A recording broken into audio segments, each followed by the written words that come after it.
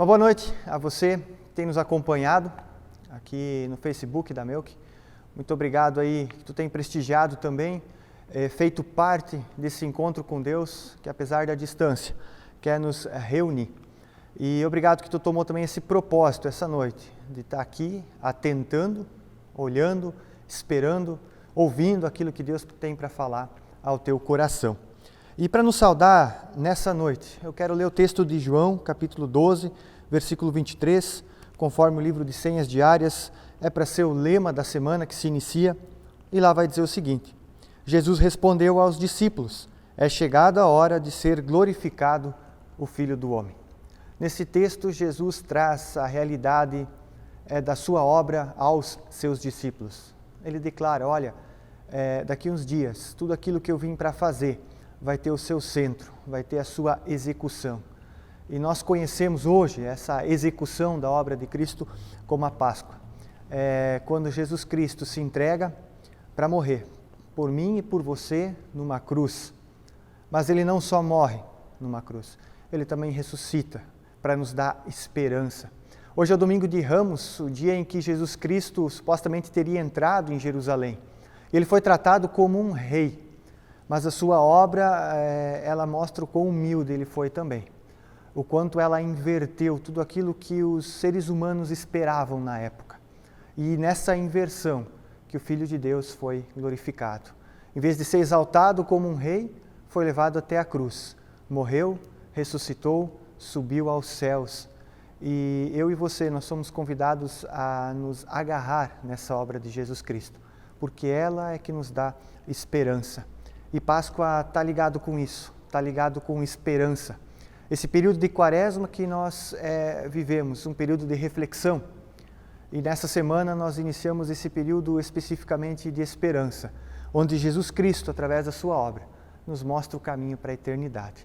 Isso precisa nos alegrar, principalmente em tempos como esse que nós estamos vivendo, em relação tanto a essa pandemia, quanto a incertezas econômicas.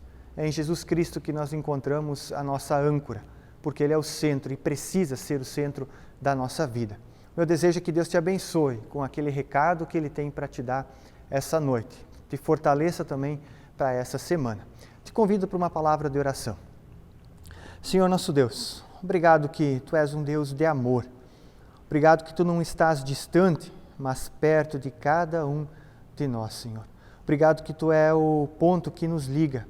Apesar da distância, de estarmos mais uma vez realizando esse culto de maneira tão distante das pessoas, Tu estás presente. E por causa da Tua presença, nós também podemos nos sentir reunidos, graças ao Teu Santo Espírito, Pai.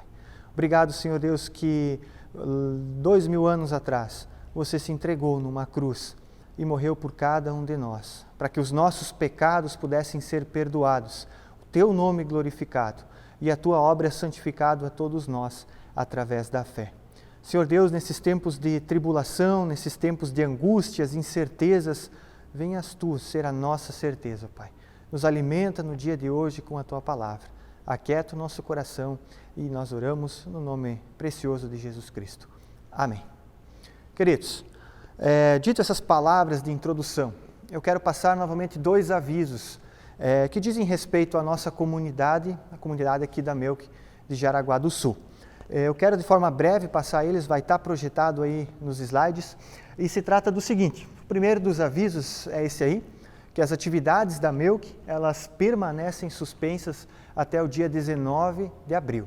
É bom e importante também lembrar disso, nós temos aí circulando nas mídias da nossa sociedade várias informações de que determinados setores já estão voltando a trabalhar, mas nós queremos respeitar essa, de certa maneira, determinação da Melk de ter as atividades suspensas até o dia 19.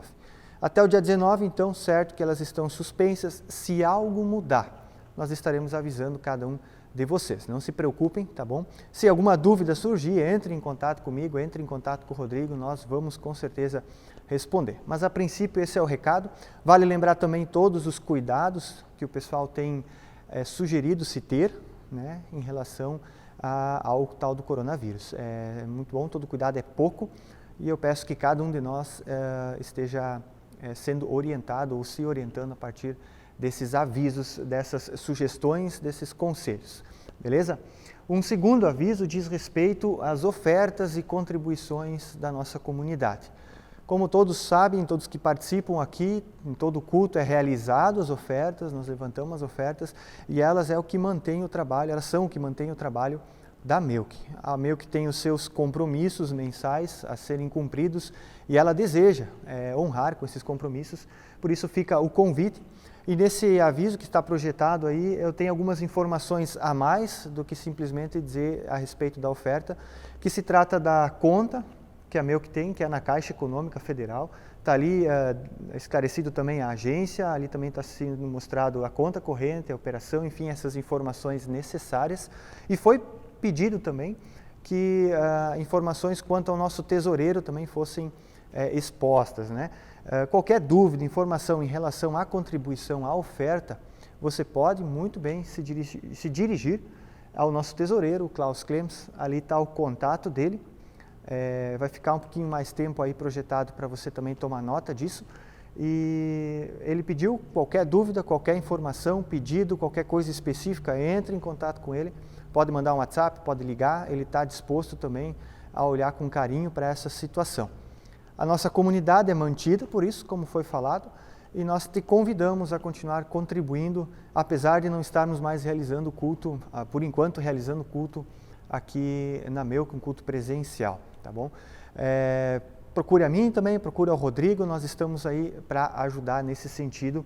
E fica aí o convite, fica aí a convocação também a nós estarmos contribuindo, de uma maneira também de agradecer a Deus pelo que Ele tem feito por nós, através das ofertas. A gente sabe que oferta, que dinheiro é um assunto delicado, mas nós queremos ser totalmente transparentes com cada um de nós. Você é convidado, você não é obrigado, então sinta-se à vontade, aquilo que o teu coração assim desejar. Nisso eu agradeço já desde agora pelas ofertas, pelos ofertantes. Meu desejo é que a vida de vocês seja abençoada também e que Deus esteja cuidando de cada um de vocês, também no sentido econômico da vida de cada um de vocês. Certo? Passando adiante, queridos, e deixando agora de lado um pouco avisos, de lado inquietações, preocupações, queremos passar para aquilo que é o central dessa noite, o central dessa transmissão, que é a palavra do nosso Deus. Nós queremos iniciar esse mês um novo tema, uma nova série de pregações e que querem girar em torno da Páscoa. Da Páscoa, do seu significado, daquilo que ela quer e precisa ser na vida de cada um de nós. Vem passando o tempo cada vez mais distante daquilo que foi o ponto inicial da Páscoa, que foi a obra de Jesus Cristo, e passa esse tempo, tantas coisas tomam conta da nossa vida. E essa celebração que é a Páscoa passa a ser apenas mais um motivo para nos reunirmos, para festejarmos, para comermos bastante, para trocarmos presentes, para estarmos em comunhão. E nada disso é ruim, mas nada disso pode ser o central. O central que precisa estar no meu e no teu horizonte é Jesus Cristo, a sua obra, morte e ressurreição. Isso é a Páscoa, isso é o central. E a temática desse mês quer apontar justamente para isso. Quer resgatar no meu e no teu coração, na minha e na tua mente, a verdade do que é a Páscoa. Porque está sendo muito fácil trocar aquilo que é centro pelaquilo que é periférico. Nosso desejo como meu é que isso não aconteça. Na vida de cada um, de você que está nos acompanhando, de você que caminha com o nosso Jesus Cristo, de você que de repente está em dúvida, de você que de repente tem enfrentado problemas em relação a essas datas, essas celebrações. Nós queremos te dar um horizonte, queremos te dar um norte, uma orientação. E de início nós queremos falar aquilo que foi, aliás, a primeira Páscoa. A primeira Páscoa não se tratou especificamente da obra de Jesus Cristo, quando ele é crucificado, morto e quando ele ressuscitou. A primeira Páscoa surgiu um pouquinho antes, aliás, um bom tempo antes, e é sobre essa Páscoa que nós queremos falar hoje. Portanto, a primeira Páscoa é o tema, como vocês podem ver, projetado. Junto com essa projeção tem uma imagem. Essa imagem é a imagem de alguns passarinhos que estão saindo de uma gaiola. E a ideia da primeira Páscoa, ela é transmitida por essa imagem. É onde da prisão, é onde da escravidão, é onde do aprisionamento as pessoas foram libertas. Que prisão foi essa? Que pessoas? E para nós entender um pouquinho isso, eu quero te convidar a abrir lá no livro de Êxodo, o capítulo 12. Está projetado aí o texto, Êxodo capítulo 12, os versículos 1 a 14. Eu vou passar a ler eles. Diz o seguinte lá: Disse o Senhor a Moisés e a Arão na terra do Egito: Este mês vos será o principal dos meses, será o primeiro mês do ano. Falai a toda a congregação de Israel, dizendo: Aos 10 deste mês, cada um tomará para si um cordeiro, segundo a casa dos pais, um cordeiro para cada família. Mas, se a família for pequena para um cordeiro, então convidará ele o seu vizinho mais próximo, conforme o número das almas, conforme o que cada um puder comer. Por aí calculareis quantos bastam para o cordeiro. O cordeiro será sem defeito, macho de 1 ano. Podereis tomar um cordeiro ou um cabrito. E o guardareis até o 14º dia deste mês. E todo o juntamento da congregação de Israel o imolará no crepúsculo da tarde. Tomarão do sangue e o porão em ambas as ombreiras e na verga das portas, nas casas em que o comerem. Naquela noite comerão a carne assada no fogo, com pães asmos e ervas amargas a comerão. Não comereis do animal nada cru, nem cozido em água, porém assado ao fogo, a cabeça, as pernas e a fressura. Nada deixareis dele até pela manhã. O que, porém, ficar até pela manhã, queimá-lo-eis. Desta maneira o comereis, lombos cingidos, sandálias nos pés e cajado na mão. Comê-lo-eis à pressa, é a Páscoa do Senhor. Porque naquela noite passarei pela terra do Egito, e ferirei na terra do Egito todos os primogênitos, desde os homens até os animais. Executarei juízo sobre todos os deuses do Egito. Eu sou o Senhor. O sangue vos será por sinal nas casas em que estiveres. Quando eu ver o sangue, passarei por vós, e não haverá entre vós praga destruidora, quando eu ferir a terra do Egito. Esse dia vos será por memorial, e o celebrareis como solenidade ao Senhor. Nas vossas gerações o celebrareis por estatuto perpétuo. Esse aí é o texto que quer nos acompanhar essa noite.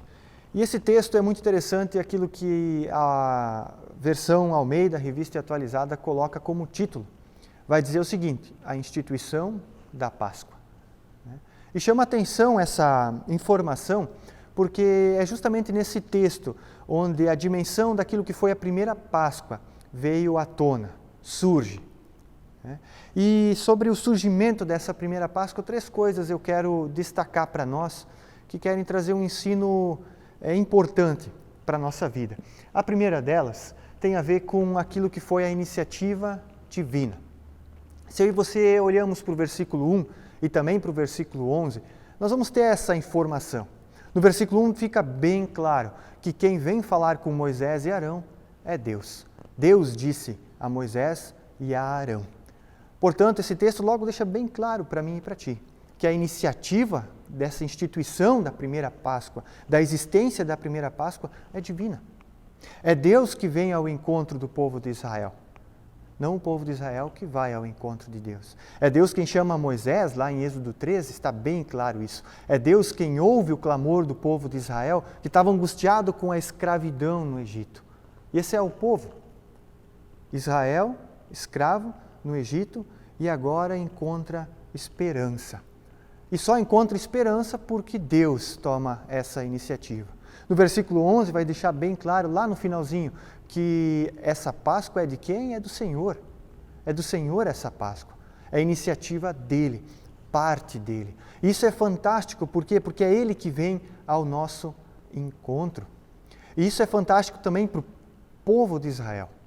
Por quê? Porque eles estavam se sentindo largamente oprimidos pelos egípcios. Ao longo de 400 anos moraram na terra do Egito e agora, no finalzinho desses anos, se tornaram escravos, tiveram que trabalhar em obras pesadas da época, apanhavam dos egípcios, muitas vezes passavam fome, era uma vida de escravidão. E agora eles veem a iniciativa divina de mudar essa história. Por isso esse primeiro ponto é importante. Páscoa nada mais é do que iniciativa divina. A pergunta que fica, mas o que é Páscoa? É exatamente isso. É quando Deus resolve passar por entre o povo. O termo Páscoa é passar por cima. No hebraico o significado é esse, passar por cima. Mas dentro do seu contexto, dentro da estrutura da sua palavra, aliás, dentro da estrutura dessa palavra, Páscoa significa um Deus que vai ao encontro do ser humano.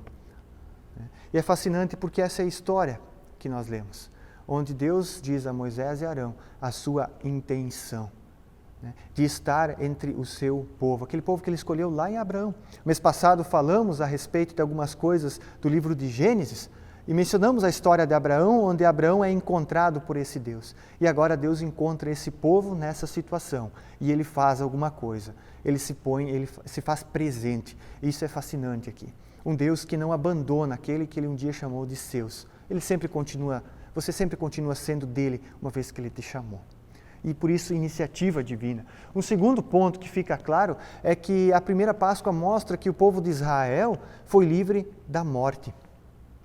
O versículo 12 e o versículo 13 vão trazer essa orientação para nós também.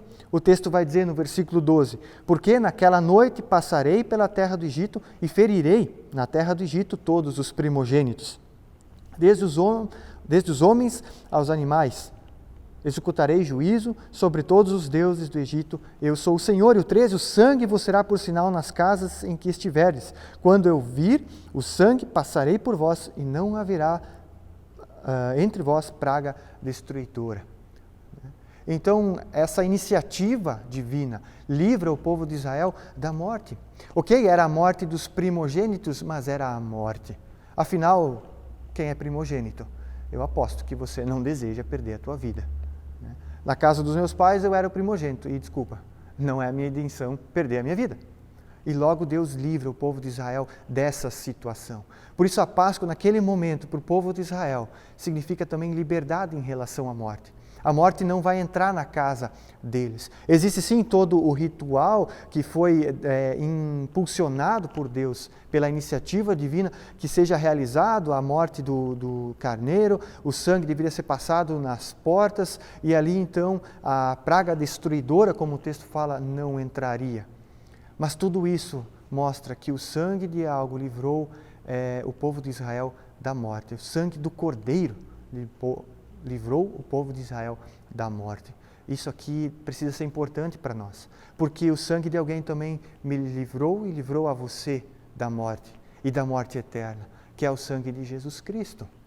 Nós vamos ver isso adiante também nesse mês mais detalhadamente, mas graças ao sangue do Cordeiro Santo, Filho de Deus, nosso Senhor Jesus Cristo, que eu e você, nós também fomos livres da morte. E assim como Israel foi livre da morte, eu e você também podemos ser, através de Jesus Cristo, do sangue do Cordeiro.